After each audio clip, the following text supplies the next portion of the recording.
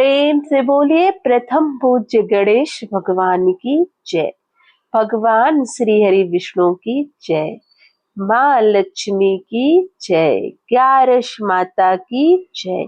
बाके बिहारी लाल की जय। नमस्कार भक्तगण, भगवान श्री हरि विष्णु की कृपा आप सभी पर बनी रहे। आज हम श्रवण करेंगे देवशयनी एकादशी व्रत की पावन कथा का। देवशयनी एकादशी को आषाढ़ी एकादशी, पद्मा एकादशी और हरिशयनी एकादशी के नाम से भी जाना जाता है। इस बार देवशयनी एकादशी का व्रत 6 जुलाई 2025 दिन रविवार को रखा जाएगा। हिंदू पंचांग के अनुसार आषाढ़ मास के शुक्ल पक्ष की एकादशी तिथि को हर साल देवशयनी एकादशी मनाई जाती है। देवशयनी एकादशी के दिन चतुर्मास की भी शुरुआत होती है और हिंदू धर्म में चतुर्मास के 4 महीने बहुत ही शुभ माने जाते हैं।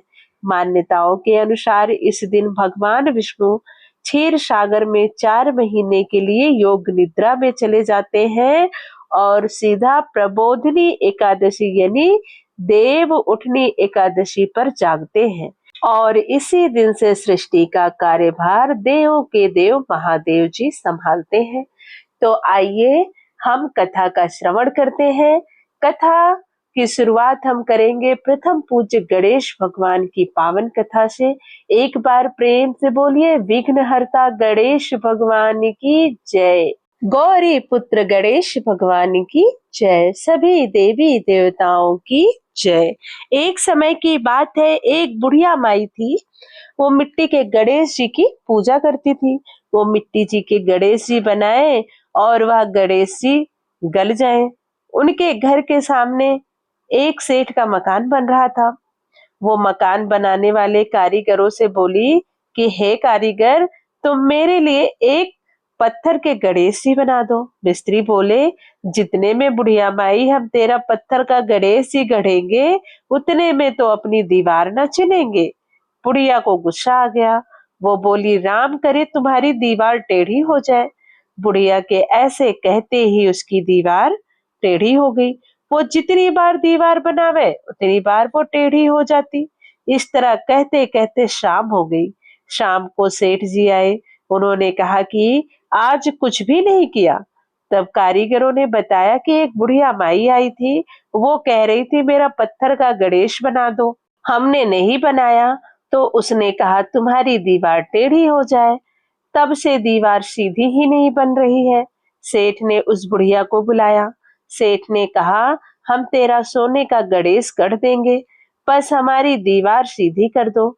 सेठ ने जैसे ही बुढ़िया को सोने का गणेश गढ़ा दिया तो सेठ की दीवार सीधी हो गई।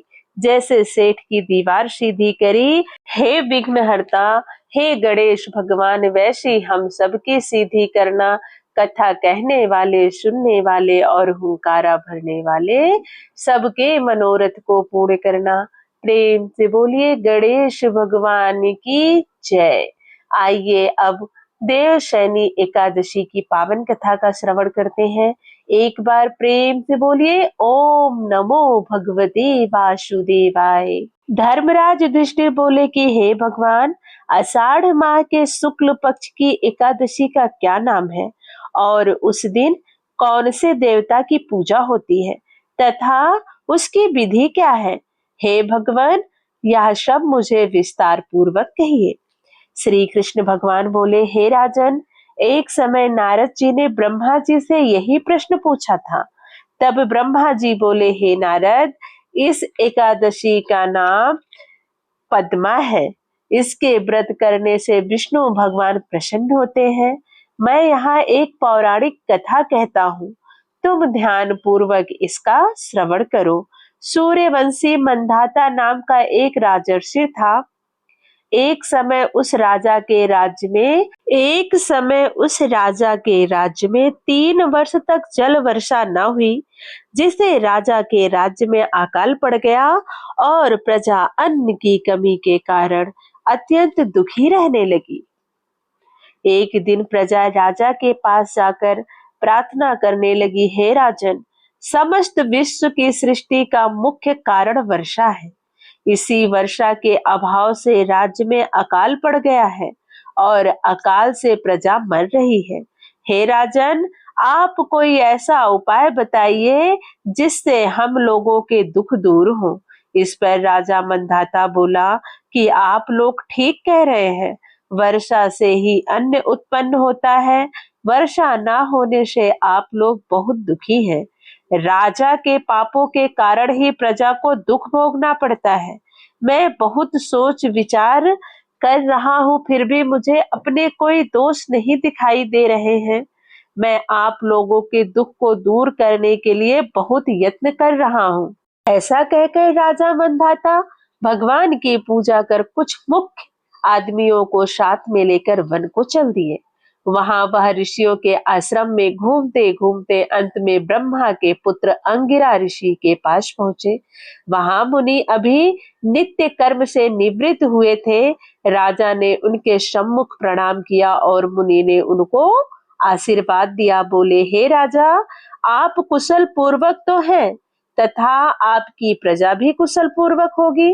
आप इस स्थान पर कैसे आए हैं, सो आप मुझे कहिए। राजा बोले, हे महर्षि, मेरे राज्य में 3 वर्ष से वर्षा नहीं हो रही है। इससे अकाल पड़ गया है और प्रजा महान दुख भोग रही है। प्रजा के कष्ट को दूर करने के लिए कोई उपाय बतलाइए। इस पर वह ऋषि बोले, राजन, यह सतयुग सब युगों में श्रेष्ठ है। इसमें धर्म के चारों चरण सम्मिलित हैं, अर्थात इस युग में धर्म के सबसे अधिक उन्नति है। इस युग में ब्राह्मणों का तपस्या करना तथा वेद पढ़ना ही मुख्य अधिकार है। परंतु आपके राज्य में एक शूद्र इस युग में भी तपस्या कर रहा है। इस दोष के कारण आपके राज्य में वर्षा नहीं हो रही है। यदि आप प्रजा का भला चाहते हैं तो शूद्र को मार दीजिए। इस पर राजा बोला कि हे मुनीश्वरों, मैं उस निरपराध तपस्या करने वाले शूद्र को नहीं मार सकता। आप इस दोष से छूटने का कोई अन्य उपाय बताइए। तब ऋषि बोले, हे राजन, यदि तुम ऐसा ही चाहते हो तो आषाढ़ माह के शुक्ल पक्ष की पद्मा नाम की एकादशी का विधि पूर्वक व्रत करो। इस व्रत के प्रभाव से तुम्हारे राज्य में वर्षा होगी और प्रजा सुखी पावेगी, क्योंकि इस एकादशी का व्रत सब सिद्धियों को देने वाला और उपद्रवों को शांति करने वाला है। इस एकादशी का व्रत तुम प्रजा व सेवक मंत्रियों सहित करो। मुनि के वचनों को सुन राजा अपने नगर को वापिस आया और विधि पूर्वक पद्मा एकादशी का व्रत किया। उस व्रत के प्रभाव से राज्य में वर्षा हुई और मनुष्यों को सुख पहुंचा। इसलिए यह व्रत सबको करना चाहिए। यह व्रत इस लोक में भोग और परलोक में मुक्ति देने वाला है। इसकी कथा को पढ़ने व सुनने से मनुष्य के समस्त पाप नष्ट हो जाते हैं। इस एकादशी को देवशयनी एकादशी भी कहते हैं और इस व्रत को करने से विष्णु भगवान प्रसन्न होते हैं। अतः मोक्ष की प्राप्ति के लिए भी मनुष्यों को यह व्रत अवश्य करना चाहिए। चतुर्मास्य व्रत भी इस एकादशी के व्रत से शुरू किया जाता है। कुंती पुत्र युधिष्ठिर बोले, हे भगवान, विष्णु भगवान का शयन व्रत किस प्रकार किया जाता है, सब कृपा पूर्वक कहिए। श्री कृष्ण बोले, हे राजन, अब मैं आपको विष्णु शयन की व्रत कथा कहता हूँ और साथ ही साथ चतुर्मास्य व्रत को भी कहता हूँ। अब आप इसका ध्यान पूर्वक श्रवण करो। जब सूर्य नारायण कर्क राशि में स्थित हो तब विष्णु भगवान को शयन कराना चाहिए और सूर्य नारायण के तुला राशि में आने पर भगवान को उठाना चाहिए। लौद यानी अधिक मास के आने पर भी यह विधि वैसी ही रहती है। इस विधि से अन्य देवताओं को शयन न कराना चाहिए। आषाढ़ माह के शुक्ल पक्ष की एकादशी को विधि पूर्वक करना व उस दिन विष्णु भगवान की प्रतिमा बनानी और चतुर्मास व्रत का नियम भी करना चाहिए। सबसे प्रथम उस प्रतिमा को स्नान करावें, फिर सफेद वस्त्रों को धारण कराकर तकियादार सैया पर शयन करावें। व धूप दीप नैवेद्य आदि से पूजन करना चाहिए। भगवान का पूजन शास्त्र ज्ञाता ब्राह्मणों के द्वारा कराना चाहिए। तत्पश्चात भगवान विष्णु की स्तुति करनी चाहिए। हे भगवान, मैंने आपको शयन कराया है, आपके शयन से संपूर्ण विश्व सो जाता है। मेरी आपसे हाथ जोड़कर विनय है कि आप जब 4 मास तक शयन करें तो मेरे चतुर्मास्य व्रत को निर्विघ्न पूरा करावें। इस तरह विष्णु भगवान की स्तुति करके शुद्ध भाव से मनुष्य को दातून आदि के नियमों को ग्रहण करना चाहिए। विष्णु भगवान के व्रत को शुरू करने के 5 काल वर्णन किए गए हैं। देवशयनी एकादशी से लेकर देव उत्थानी एकादशी तक चतुर्मास्य व्रत को शुरू करना चाहिए। द्वादशी, पूर्णमासी, अष्टमी या संक्रांति को व्रत प्रारंभ करना चाहिए और कार्तिक माह के शुक्ल पक्ष की द्वादशी को यह व्रत समाप्त कर देना चाहिए। इसके व्रत से समस्त पाप नष्ट हो जाते हैं।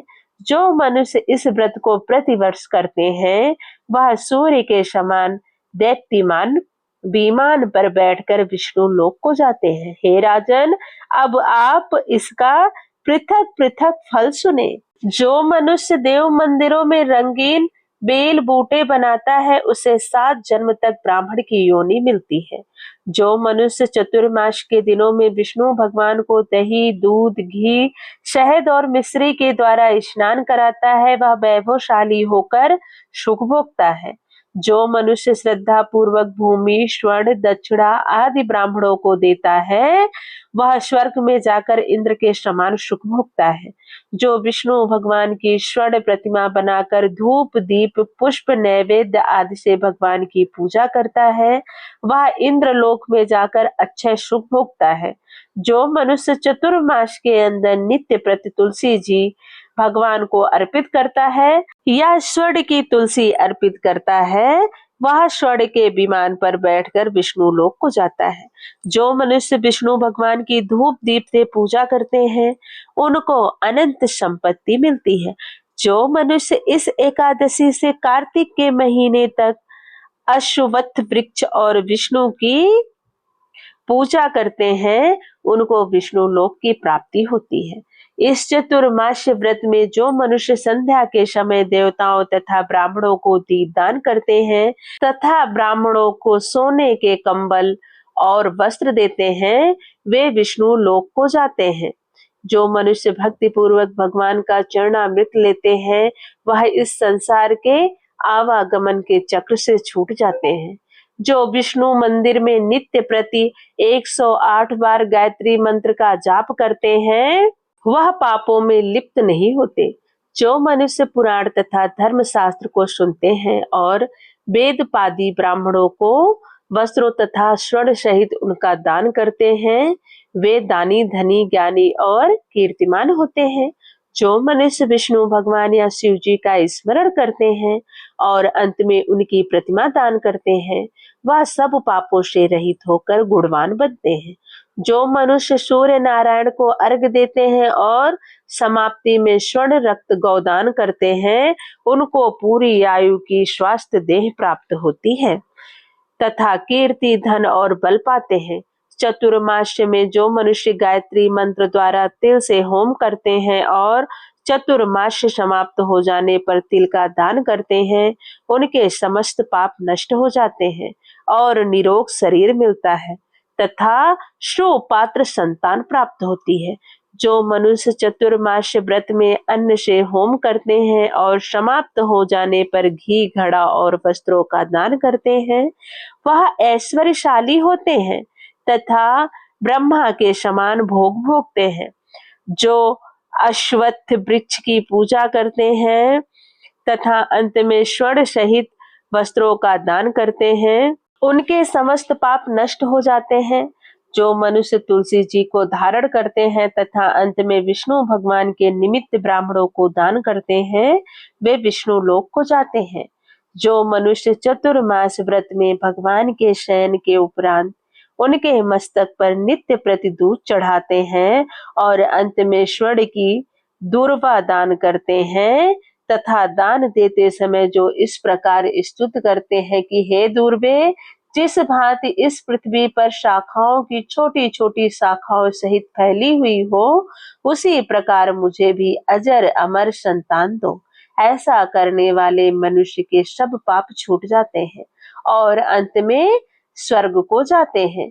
जो शिव जी का विष्णु भगवान के देवालय में गान करते हैं, उन्हें रात्रि जागरण का फल मिलता है। जो मनुष्य चतुर्मास व्रत करते हैं, उनको उत्तम ध्वनि वाला घंटा दान करना चाहिए। घंटा दान करने के उपरांत उनको भगवान की इस प्रकार स्तुति करनी चाहिए, हे भगवान, हे जगतपति, आप पापों का नाश करने वाले हैं। आप मेरे करने योग्य कार्यों को ना करने और ना करने योग्य कार्यों को करने से जो पाप उत्पन्न हुए हैं, उनको नष्ट कीजिए।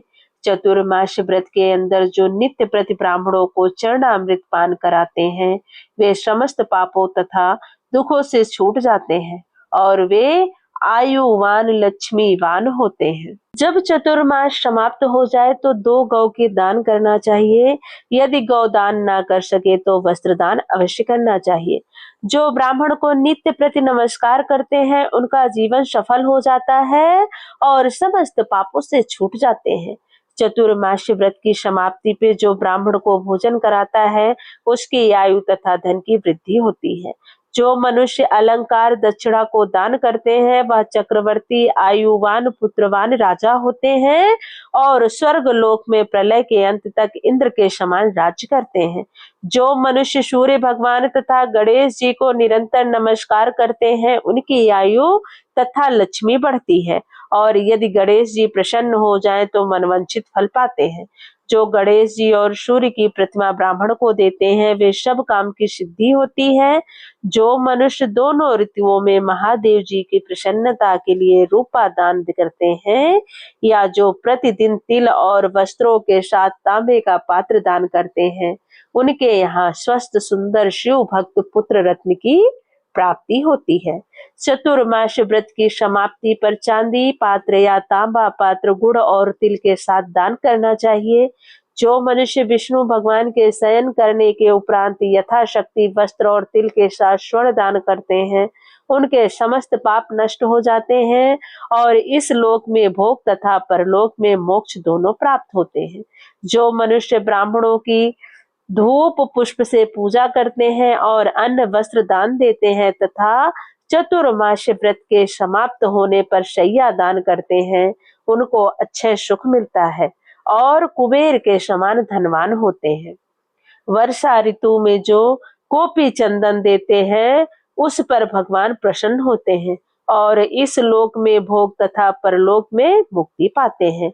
चतुर्मास व्रत से भगवान के शयन करने पर गुड़ अथवा शक्कर का दान देते हैं और व्रत के समाप्त हो जाने पर इस प्रकार उद्यापन करते हैं। 4 पल या 8 पल वाले तांबे के 8 पात्र या 48 पल का एक तांबे का पात्र लेकर उसमें शक्कर भरकर तथा वस्त्र फल दक्षिणा सहित ब्राह्मण को देना चाहिए। शक्कर सहित तांबे पात्र सूर्य को प्रिय हैं, इससे मनुष्य के समस्त रोग नष्ट हो जाते हैं। उनके दान के प्रभाव से बलवान कीर्तिवान संतान उत्पन्न होती है, जो मनवांछित फल देने वाले हैं। हे कुंती पुत्र, इस चतुर्मास व्रत को करने वाला मनुष्य गंधर्व विद्या से निपुण और स्त्रियों को प्रिय होता है। जो मनुष्य चतुर्मास व्रत में ब्राह्मणों को शाक फल आदि दान देते हैं और अंत में यथाशक्ति दक्षिणा दान करके वह सुखी राजयोगी बनते हैं। शाक और फल से देवता प्रसन्न होते हैं, अतः उसके देने से देवता प्रसन्न होते हैं। जो मनुष्य इस व्रत में प्रतिदिन सोठ मिर्च पीपर का वस्त्र और दक्षिणा के साथ दान करते हैं और व्रत के अंत में स्वर्ण की सोठ मिर्च आदि दान करते हैं, वे 100 वर्ष तक जीते हैं और अंत में स्वर्ग को जाते हैं। जो मनुष्य बुद्धिमान ब्राह्मण को मोती दान करता है, वह कीर्ति को प्राप्त करता है। जो मनुष्य इस व्रत में तंबाकू का दान करते हैं, तो तंबाकू खाना छोड़ देते हैं और अंत में लाल वस्त्र ब्राह्मण को दान करते हैं, वह अगले जन्म में सौंदर्यशाली बनते हैं और निरोगी बुद्धिमान भाग्यवान तथा सुंदर वाणी वाले होते हैं। तंबाकू के दान से इस लोक में गंधर्व विद्या में निपुण और परलोक में स्वर्ग मिलता है। तंबाकू लक्ष्मी जी और मंगल प्रदान करती है। इसके दान से देवता प्रसन्न होते हैं और अनंत धन देते हैं। इस व्रत को जो मनुष्य लक्ष्मी या पार्वती जी को प्रसन्न करने के लिए हल्दी का दान करते हैं और अंत में चांदी के पात्र में हल्दी रखकर दान देते हैं, वे स्त्रियां अपने पति के साथ और पति अपने स्त्री के साथ सुख भोगते हैं। इससे इन्हें सौभाग्य, अक्षय धन और सुपात्र संतान की प्राप्ति होती है और उनकी देवलोक में पूजा होती है। इस व्रत में जो मनुष्य शिव जी और पार्वती जी की प्रसन्नता के लिए ब्राह्मण स्त्री पुरुषों की पूजा करते हैं तथा दक्षिणा, वस्त्र, स्वर्ण आदि दान करते हैं और व्रत के शुरू में शिव जी की स्वर्ण प्रतिमा दान देते हैं, गौ और बैल दान व ब्राह्मणों को मीठा भोजन कराते हैं, उन्हें संपत्ति और कीर्ति मिलती है और इस लोक में सुख भोग कर अंत में शिवलोक को जाते हैं। जो मनुष्य फल का दान करता है और व्रत के अंत में स्वर्ण दान करता है, उसके सब मनोरथ सिद्ध हो जाते हैं। सुपात्र संतान पैदा होती है। फल दान से इन्हें नंदवन का सुख प्राप्त होता है। जो मनुष्य इस व्रत में पुष्प दान करते हैं, उन्हें इस लोक में सुख मिलता है और परलोक में गंधर्व पद मिलता है। इस वामन भगवान की प्रसन्नता के लिए ब्राह्मण को दही युक्त भात खिलाना चाहिए।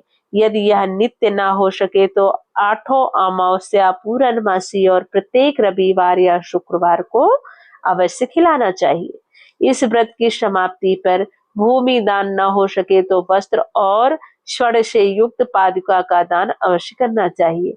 ऐसा करने से इस लोक में धन, धान्य, पुत्र तथा विष्णु भक्ति मिलती है और अंत में विष्णु लोक को जाते हैं। जो मनुष्य दान तथा आभूषण से युक्त बछड़ा सहित गौ का दान करते हैं, वह इस लोक में ज्ञानी और किसी के सेवक नहीं बनते और अंत में ब्रह्मलोक में जाकर पितरों के साथ अनंत सुख को प्राप्त करते हैं। चतुर्मास व्रत में जो मनुष्य प्रजापात्य व्रत करते हैं और इसके समाप्ति में गौ दान करते हैं और ब्राह्मणों को भोजन कराते हैं, वह समस्त पापों से छूटकर ब्रह्मा लोक को जाते हैं। इस व्रत में जो एक दिन छोड़कर वस्त्र और बैलों के साथ 8 हल दान करते हैं और शाक, मूल, फल आहार करते हैं, वह विष्णु लोक को जाते हैं। जो मनुष्य पयो व्रत करते हैं और अंत में दूध वाली गौ देते हैं, वह विष्णु लोक को जाते हैं। जो मनुष्य दोनों ऋतुओं में केला पत्र और पलाश के पत्रों में भोजन करते हैं तथा कांसे के पात्र और वस्त्र दान करते हैं, वे लोक में सुख पाते हैं और इस व्रत से जो पलाश पत्र पर भोजन करते हैं तथा तेल नहीं खाते, उनके समस्त पाप नष्ट हो जाते हैं। चतुर्मास व्रत के प्रभाव से ब्राह्मण घात करने वाला, सूरा पीने वाला, बालकों को मारने वाला, असत्य भाषण देने वाला, स्त्री को मारने वाला, किसी के व्रत को बिगाड़ने वाला, आगम्य गमन करने वाला, विधवा गमन करने वाला, ब्राह्मणी तथा चंडालनी से गमन करने वाला, इन सब के पाप नष्ट हो जाते हैं और अंत में निर्वाण पद को पाते हैं। चतुर्मास व्रत के अंत में 64 पल कांसे का पात्र तथा आभूषणों से युक्त बछड़ा सहित गौ का दान करना चाहिए। जो मनुष्य भूमि को लीप कर भगवान का स्मरण करके भोजन करते हैं, उन्हें आरोग्य तथा पुत्र की प्राप्ति होती है। वह धार्मिक तथा चक्रवर्ती राजा होते हैं। उन्हें किसी शत्रु का भय नहीं रहता और अंत में वह स्वर्ग को जाते हैं। जो मनुष्य बिना मांगे हुए आभूषणों से युक्त चंदन सहित बैल दान करते हैं तथा उसे खट रस चंदन सहित बैल दान करते हैं तथा उसे खट रस युक्त भोजन कराते हैं, उन्हें विष्णु लोक प्राप्त होता है। जो मनुष्य भगवान के शयन करने पर नित्य प्रति रात्रि को जागरण करते हैं तथा अंत में ब्राह्मणों को भोजन कराते हैं, उन्हें शिवलोक की प्राप्ति होती है। चतुर्मास व्रत में जो मनुष्य नित्य प्रति एक समय खाकर ही रहता है तथा अंत में भूखे को भोजन कराते हैं, उन्हें स्वर्ग की प्राप्ति होती है। जो मनुष्य भक्ति पूर्वक भगवान की पूजा करता है, वह विष्णु लोक को जाता है। जो भगवान के शयन करने के बाद भूमि पर सोता है तथा अंत में शैया दान करता है, उसकी शिवलोक में पूजा होती है। चतुर्मास व्रत में जो मनुष्य मैथुन नहीं करता वह बलशाली, यशस्वी और लक्ष्मीवान होता है तथा अंत में स्वर्गलोक को जाता है। जो मनुष्य इस व्रत में उत्तम चावल या जौ सा परिवार खाता है वह स्वर्ग को जाता है। चतुर्मास व्रत में जो तेल नहीं लगाता तथा अंत में कांसे या मिट्टी के पात्र में तेल भरकर दान देता है वह विष्णु लोक को जाता है। जो इस व्रत में शाक नहीं खाता और अंत में चांदी के पात्र को वस्त्र लपेट कर दान देता है वह शिवलोक में जाकर ख्याति पाता है। जो मनुष्य इस व्रत में गेहूं का त्याग कर भोजन करते हैं तथा सुवर्ण का गेहूं दान करते हैं उन्हें अश्वमेध यज्ञ के फल की प्राप्ति होती है। जो मनुष्य इस व्रत में अपनी इंद्रियों का दमन करते हैं उन्हें अश्वमेध यज्ञ का फल मिलता है। जो मनुष्य श्रावण में शाक, भादों में दही, क्वार में दूध और कार्तिक में दाल को त्याग देते हैं उन्हें निरोगी काया प्राप्त होती है। जो स्नान करके भगवान की पूजा करते हैं वह स्वर्ग को जाते हैं। जो मनुष्य इस व्रत में मीठा, खट्टा, कड़वा पदार्थ को त्याग कर देते हैं वह समस्त दुर्गुणों से छूटकर स्वर्ग को जाते हैं। जो मनुष्य भगवान का स्मरण करते हैं उन्हें स्वर्ग की प्राप्ति होती है। जो मनुष्य इस व्रत में पुष्प आदि धारण कर काल को छोड़ देते हैं वह स्वर्ग लोक को जाते हैं। इस व्रत में जो मनुष्य चंद्रायण का व्रत करते हैं वह स्वर्ग लोक को जाते हैं। जो मनुष्य इस व्रत में एकमात्र दूध पर ही जीवन निर्वाह करते हैं उनका वंश प्रलय के अंत तक चलता है। जिस दिन भगवान शयन करते हैं उस दिन ब्राह्मण को दान, वस्त्र तथा भोजन कराना चाहिए। यह समस्त दान वेद पाठी धार्मिक ब्राह्मण को देना चाहिए। चोरी करने वाला, मद्यपान करने वाला, आगम्य गमन करने वाला, अधर्मी, शास्त्रों का निरादर करने वाला, मिथ्या बोलने वाला, अन्न का त्याग करने वाला ब्राह्मण को कभी दान नहीं देना चाहिए। उसको दान देने से उल्टा पाप लगता है तथा नरक की प्राप्ति होती है। प्रेम से बोलिए भगवान विष्णु की जय, ग्यारस माता की जय। आइए अब श्रवण करते हैं तुलसी माता की पावन कथा। बिना तुलसी माता की कथा के श्रवण के ग्यारस की कथा संपूर्ण नहीं होती। एक बार प्रेम से बोलिए तुलसी माता की जय। एक बुढ़िया माई थी जो तुलसी जी को सींचती और कहती, हे तुलसी माता सत की दाता, मैं तेरा बीडला सींचती हूँ, मुझे बहू दे, पीताम्बर की धोती दे, मीठा मीठा गास दे, बैकुंठ में वास दे, चटक की चाल दे, पटक की मौत दे, चंदन का काठ दे, रानी सा राज दे, दाल भात का भोजन दे, ग्यारस की मौत दे, कृष्ण जी का कंधा दे। तब तुलसी माता यह सुनकर सूखने लगी तो भगवान ने पूछा कि हे तुलसी, तुम क्यों सूख रही हो? तुलसी माता ने कहा कि एक बुढ़िया रोज आती है और यही बात कहकर जाती है। मैं सब बात तो पूरा कर सकती हूँ प्रभु, लेकिन कृष्ण का कंधा कहाँ से लाऊंगी? तो भगवान बोले कि जब वह मरेगी तो मैं अपने आप कंधा दे आऊंगा, तो बुढ़िया माई से कह देना। बाद में बुढ़िया माई मर गई। सब लोग आ गए। जब माई को ले जाने लगे तो वह किसी से उठ ही नहीं रही थी। तब भगवान एक 12 वर्ष के बालक का रूप धारण करके आए। बालक ने कहा कि मैं बुढ़िया माई के कान में एक बात कहूंगा तो बुढ़िया माई उठ जाएंगी। बालक ने कान में कहा, बुढ़िया माई मन की निकाल ले, पीताम्बर की धोती ले, मीठा मीठा घास ले, बैकुंठ में वास ले, चटक की चाल ले, पटक की मौत ले, कृष्ण जी का कंधा ले। यह सुनकर बुढ़िया माई हल्की हो गई। भगवान ने कंधा दिया और बुढ़िया माई को मुक्ति मिल गई। हे तुलसी माता, जैसे माई को मुक्ति दी वैसे हम सबको देना। कथा कहने वाले, सुनने वाले, हुंकारा भरने वाले सबके मनोरथ को पूर्ण करना। प्रेम से बोलिए तुलसी माता की जय।